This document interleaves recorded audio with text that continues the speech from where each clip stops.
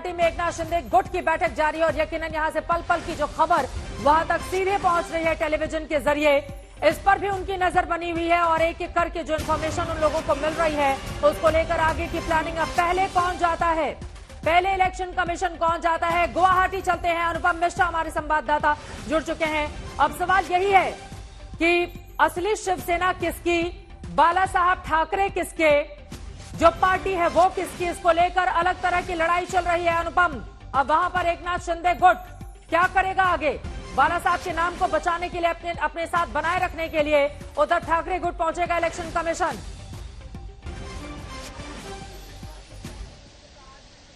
जी चित्रा, देखिए 2 बजे यहाँ पर एक मीटिंग होने वाली थी एकनाथ गुट की।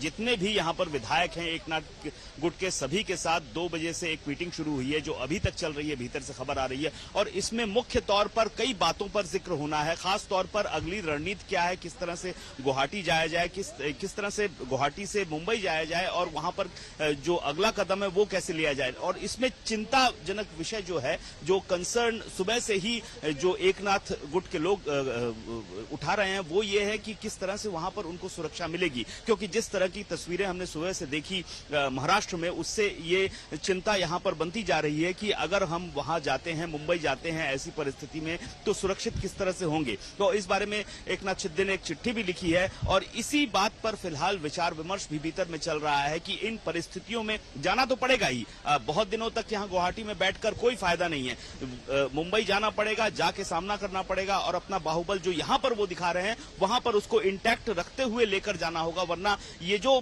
जितनी भी कसरत है, अगर वहां पहुंच के 3, 4, 5 विधायक अगर छिटक गए, दूसरे खेमे में चले गए, तो ये सारी कसरत मेहनत बेकार हो जाएगी इनकी। तो ऐसे में फिलहाल जो मुख्य मुद्दा है एकनाथ गुट का वो है कि किस तरीके से ये जो विधायक इनके पास है, ये जो नंबर इनके पास है, इनको इंटैक्ट रखते हुए मुंबई ले जाया जाए और वहां से अगला जो चरण होगा, अगर फ्लोर टेस्ट होता है तो फ्लोर टेस्ट में किस तरह से ले जाया जाए और उनको बरकरार रखा जाए। और दूसरी बात जो है कि अभी जो खास तौर पर बाला साहब के नाम पर जो विवाद छिड़ा है, उत्तराधिकार की जो बात चल रही है, हिंदुत्व के मुद्दे पर लड़ाई शुरू हुई थी और वहीं पर लड़ाई आगे ले जाने की बात हो रही है। बाला साहब ठाकरे का नाम इन लोगों ने सोच के रखा हुआ है। ऐसे में जब अगला पक्ष चुनाव आयोग जा रहा है तो उस विषय में भी विचार विमर्श चल रहा है। कल लॉयर्स की टीम आई थी, उनसे भी बातचीत की थी एकनाथ शिंदे ने। खासतौर पर 3 घंटे वो गायब थे, होटल से बाहर निकले थे और जो हमें जानकारी है कि लॉयर्स की मैं लौटूंगी अनुपम आपके पास। आशुतोष मिश्रा भी हमारे साथ एकनाथ शिंदे के घर के बाहर से मौजूद है। इस वक्त की बड़ी खबर यही है, बाला साहब ठाकरे के नाम का